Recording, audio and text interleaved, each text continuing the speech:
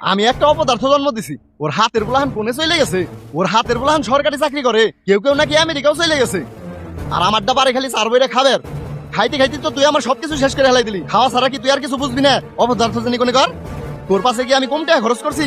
মানসির বাড়ি কামলাতে তোরা মিলে হাবারা করাইছি, তুই আমার এত কষ্টের কি মূল্য দিলি? তুই তো একটা অপদার্থ। এই যে আমার বাড়তি নষ্ট করলো, কামায়ের তো মুরদ নাই, খালি আমার টিয়া ধ্বংস করার চিন্তা ভাবনা। যা যা তুই কোনে যাস দেখবানি, আমার বাড়ি আর আসিস না। তোর মতো অপদার্থ বলার আমার দরকার নাই, তুই যে জীবনে কিছু করে পারবি না ওটা আমার বোঝা শেষ। কিরে রায়হান, কি অবস্থা তোর? হঠাৎ এতদিন পর আমার অফিসে, কি মনে করে?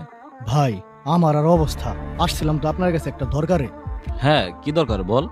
ভাই আপনি তো জানেনই আমি অনেকদিন যাবত চাকরি বাকরি খোঁজাখুঁজি করতেছি, কোথাও হইতেছে না। এখন একবারে নিরুপায় হয়ে আপনার কাছে আসছি। আপনি তো এই প্রতিষ্ঠানের অনেক বড় একজন কর্মকর্তা, আমার একটা চাকরি ম্যানেজ করে দেন না ভাই। কি বলস, তোর এখনো চাকরি হয় নাই? আর আমার এখানে যে চাকরির কথা বললি, আমার এখানে আমি একজন কর্মকর্তা, আর আমার এখানে চাকরি করতে গেলে অবশ্যই এক্সপিরিয়েন্সের প্রয়োজন আছে। আর তোর তো কোনো অভিজ্ঞতা নাই, আর তোর তো চাকরির বয়স শেষের দিকে। এতদিনে যেহেতু পারস নাই, আমার মনে হয় না এখনো পারবি। তুই অন্য কোথাও ট্রাই করে দেখ। আচ্ছা ভাই, আমি তাহলে আজকে আসি। আচ্ছা। ভাই আপনার ফোনটা কিনা কিন্তু জিতা হইছে। হ, এর জন্যই দেখি দেখোস না কত ফ্রেশ। কিরে কি অবস্থা তোকে? আলহামদুলিল্লাহ ভাই, ভালোই আছি। আপনার কি অবস্থা? চা খান? আসছি রে ভাই। না রে ভাই, চা খামো না, আজকে আর গলাতে কিছু নামবো না। কেন ভাই, কি হইছে? তেমন কিছু না রে ভাই, তোরা তো জানোসই আমার চাকরি বাকরি নাই। আর এই যুগে চাকরি বাকরি না থাকলে বন্ধু বান্ধব বলস, সমাজ বলস, আর বাপ মাই বলস, কারোর কাছে মূল্য পাওয়া যায় না। হ ভাই, ঠিকই বলছেন। আপনার সব বন্ধুরাই তো প্রতিষ্ঠিত, কেউ ইউরোপে থাকে, কেউ সরকারি চাকরি করে, আবার কেউ ব্যবসাও করে। শুধু আপনারাই দেখলাম কিছু করতে পারলেন না, এখন আমাদের মতো ছোট ভাইদের লগে আড্ডা দেন। হরে ভাই, আমি কি করুন ক? আমি তো চেষ্টা আর কম করতেছি না, চাকরি না হইলে আমি কি করব?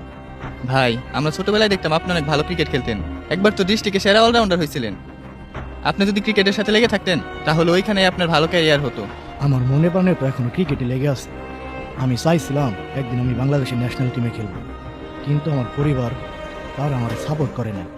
আমার বাবা চাইছে আমি যেন ইঞ্জিনিয়ার হই। আমি আমার স্বপ্ন বিসর্জন দিয়া ইঞ্জিনিয়ারও হইলাম, কিন্তু আজ আমি বেকার। ভাই, সে পারে, সে সবখানেই পারে। আপনি যেমন এইখানে ব্যর্থ, ওই ক্রিকেটে ব্যর্থই হইতেন। ভাই আপনার দ্বারা আসলে কিছুই হইব না, আপনি আসলে ব্যর্থ মানুষই। হাসান ভাই, নাবিল, আজকে না আমাদের নদীর পাড়ে ঘুরতে যাওয়ার কথা, আসেন। আসতেছি। রাহেন ভাই থাকেন তাইলে, আজকে আমরা একটু ঘুরতে যাবো। আচ্ছা ঠিক আছে, যাও।